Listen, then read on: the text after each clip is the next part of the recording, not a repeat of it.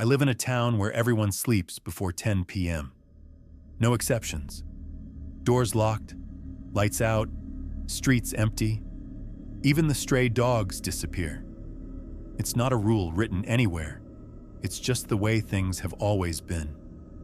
As a kid, I'd ask my parents, "Why does everyone sleep so early?" They'd always say the same thing. "It's just how it is." But that never satisfied me. Why? Why was it so important? I noticed something else too. No one ever woke up. Not even for water, not even to use the bathroom.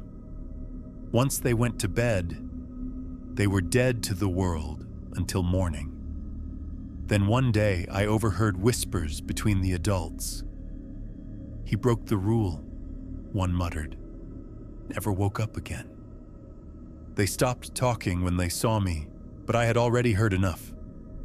I needed to know what happened after 10 p.m. So one night, I decided to stay awake.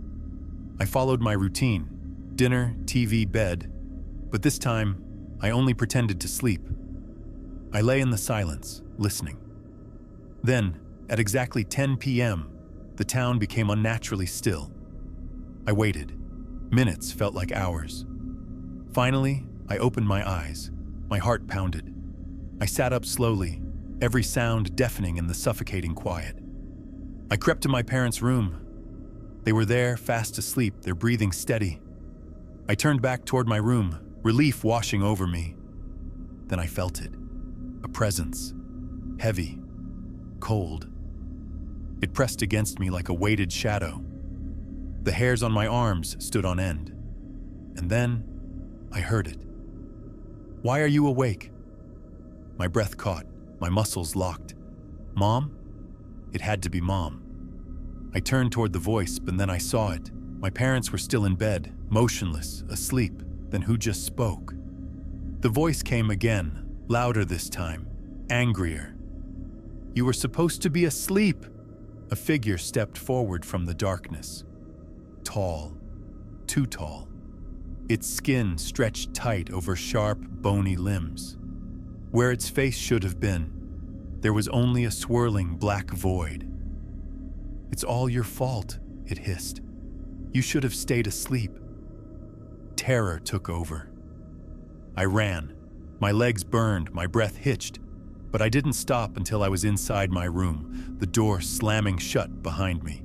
Then came the knocking, loud, violent, unrelenting.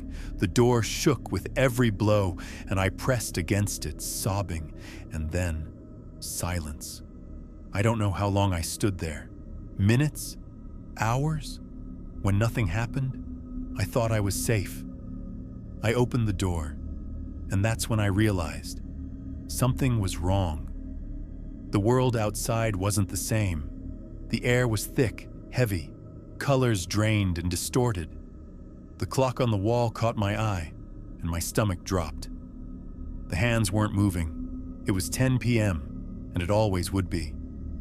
The town was empty now. No parents, no neighbors, just me.